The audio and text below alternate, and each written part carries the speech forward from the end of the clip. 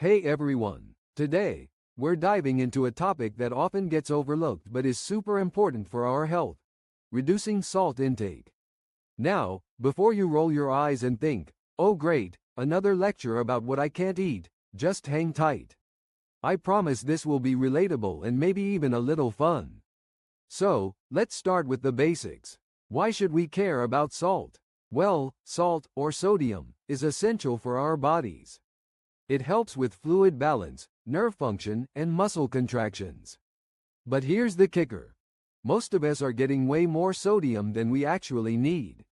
The recommended daily intake is about 2,300 milligrams, which is roughly 1 teaspoon of salt. But studies show that the average American consumes around 3,400 milligrams a day. That's a whole lot of salt. Now, I know what you might be thinking. But I don't add salt to my food, and that's totally valid. The sneaky truth is that a lot of the sodium we consume comes from processed foods. Think about it. Canned soups, frozen dinners, snack foods, even bread and cereal can pack a salty punch. So, if you're looking to cut down on salt, the first step is to be aware of where it's hiding. Let's talk about some practical tips to help you reduce your salt intake without feeling deprived. First up, read those labels. I know, it's not the most exciting activity, but it can be a game changer. When you're grocery shopping, take a moment to check the sodium content on packaged foods. Look for options labeled low sodium or no added salt. You'd be surprised how many healthier alternatives are out there. Next, let's get into cooking. If you're someone who enjoys being in the kitchen, this is where you can really take control.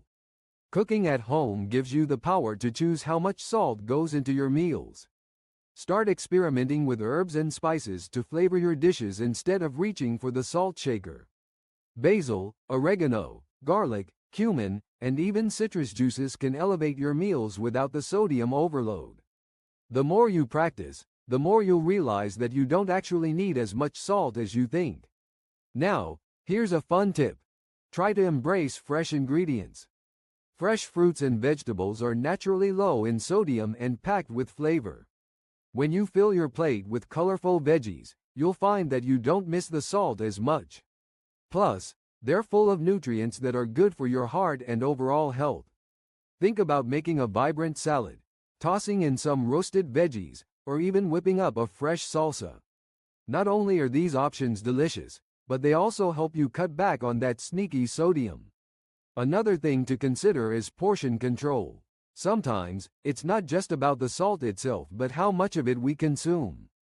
If you find yourself reaching for that bag of chips or those salty snacks, try to be mindful of your portions. Instead of munching straight from the bag, pour a small serving into a bowl. This way, you can enjoy your favorite treats without going overboard. And hey, let's not forget about dining out. Eating out can be a challenge when it comes to sodium, but it doesn't have to ruin your efforts. When you're at a restaurant, don't hesitate to ask for your food to be prepared without added salt. Most places are more than willing to accommodate your request.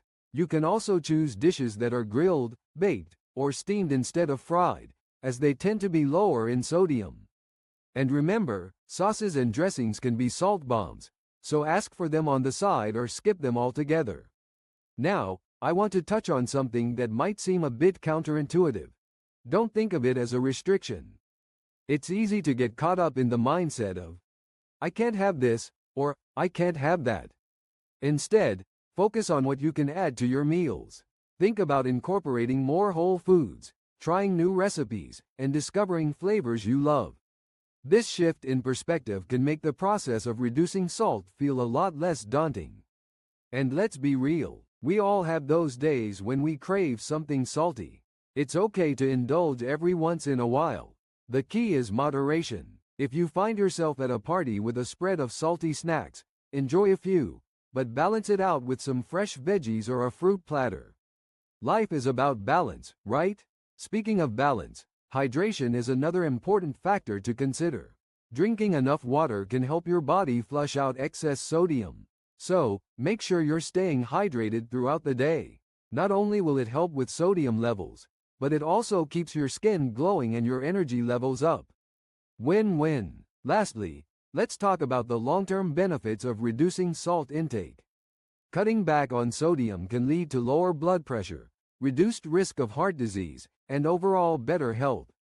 It's a small change that can have a huge impact on your well-being. Plus, you might find that your taste buds start to adapt.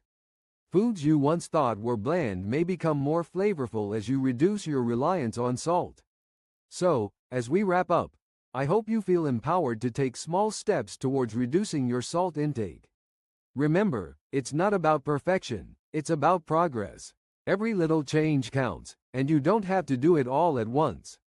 Start with 1 or 2 tips that resonate with you and build from there.